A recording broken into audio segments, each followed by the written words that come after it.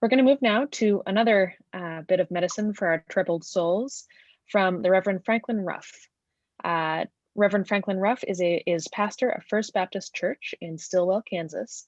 Very happy to have another Kansan here, and is the Red co-chair of the recently formed Braver Angels Kansas City Alliance. Reverend, what would you like to tell us? Well, thank you, April. A lot of people have been talking tonight about light.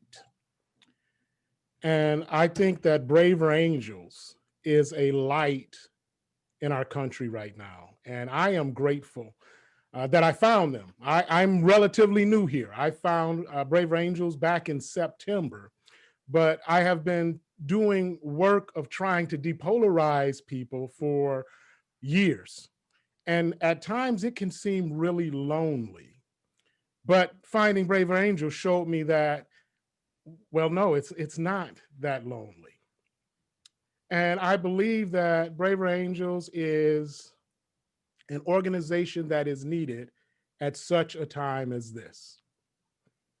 I love my country.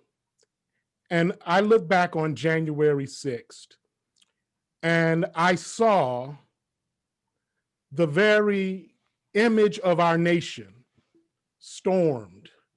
And I was angry. I saw the Capitol in a haze because of tear gas. And I was saying to myself, this doesn't make any sense. This should not be happening. We should be better than this. This is what we profess in our founding documents. And then I began to think about the aftermath and how it was going to look for some of my friends and maybe even for myself. You see, when I talk about my political leanings, I call myself a pragmatic, right-leaning moderate. In political language, people will say I'm a conservative. And in Braver Angels language, I'm a red. And what I saw, what I was thinking is that there are going to be those that are going to attempt to make excuses for what's happening here. There are going to be those that are going to attempt to downplay it on one side. And on the other side, there are going to be those that are going to take all of us that have a similar political ideology and say that all of us are like those individuals who stormed the Capitol. And of course, there was that moment in which I thought maybe I'm wrong, because I saw my elected representatives come together as one and do their constitutional duty. And then the sun came up. I got a call from one of my friends who is a deep blue friend of mine.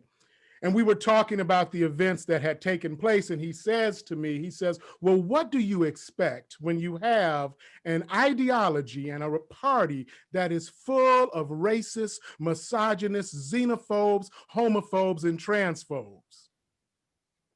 And I said, is that how you think of me?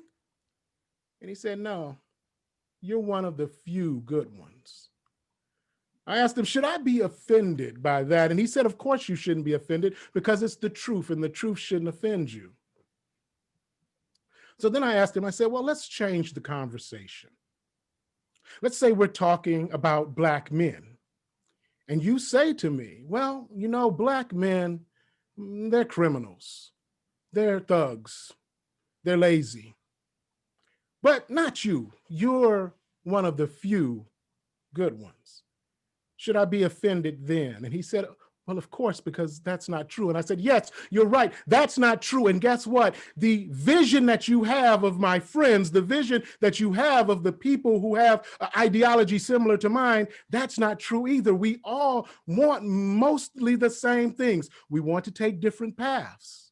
And yes, we have some really big differences, but we can come together and we can overcome them. Now, of course, I have the added issue of being a pragmatic, right-leaning moderate who is also Black. So there's those additional name callings that take place, such as sellout or race traitor. But guess what? I also know that the people who are doing that don't represent the majority of blues. They don't represent the majority of the people who have a ideology that is different, and sometimes slightly, sometimes greatly different from my own. And so I'm not going to put them all into that one box. I'm also a pastor. And as a Christian pastor who's been called to this church, I'm called to pastor, to teach, and to love my entire congregation, not just the Reds and not just the Blues. And so this work, sometimes it can be hard, it takes long, it can be stressful, and it can be exhausting. And if I'm honest with you right now, I'm kind of exhausted. But the work needs to be done. And with me, it comes down to two things: humanity and humility. When I look at even those individuals that are saying nasty things and calling names, I need to see their humanity. I need to understand that, yes, they're American citizens too. They're angry. What are they angry about? Maybe I need to find out. And as a Christian, I also need to look at them and see someone that is made in the image of God. And then there's humility. You see, I have a worldview. I have politics. I have an ideology, but I'm also a human being and I'm imperfect, which means I'm wrong about some things. I don't know what they are, but I am wrong about some things. And guess what? My blue friends, they're right about some things. And I have to at least attempt to have the humility to understand that, to see their humanity and have the humility to know I don't have all the answers. I'm not right about everything. Now, some people might ask, they say, well, you say it's hard work, you say it's long, you say it's tiring. Why do it? Well, the answer for all of us is going to be different. I do it because I think it's my responsibility. It's my responsibility to try and depolarize as a citizen. It's my responsibility as a pastor. It's my responsibility as a husband. It's my responsibility as a father, because the country, the America that I was born into, is better than the America my mother was born into. And the America she was born into is better than the America my grandparents were born into. And the America that my three boys live in, I want to leave better than the America that I was born into. So it's my responsibility to do the work. Yes, it's hard. Yes, it's tiring, but I have a responsibility to do it. Our Constitution starts with the words, "We, the people of these United States, in order to form a more perfect union." It says, we, the people. We, the people, Black, white, Asian, Hispanic. We, the people, Buddhist, Hindu, Jewish, Muslim, Christian, atheists. We, the people, blue and red. It's going to take an organization it's going to take us, those of us who are braver angels, to shine that light and to be we the people that comes together to depolarize and to help to make that more perfect union, so that I can leave a better country for my children and for my grandchildren than I had. And don't get me wrong, I feel that I came into a pretty darn good country, but it's not perfect, and we can make it better. And I think one of the first things that we can do to make it better is to look and see the humanities of others and to be humble. No, we don't have all the answers.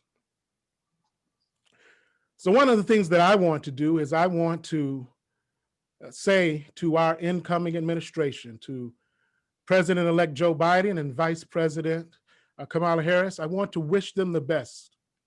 Because if they do well, if they succeed, if that administration succeeds, we all succeed.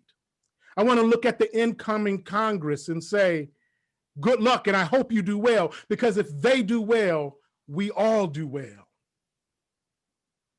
And I want to just encourage all of us to see the humanity in those that are different from us, and to have a little bit of humility in knowing that we don't have all the answers. And I think if we do that, we can take a few steps towards making that more perfect union for our children and their children. Thank you much.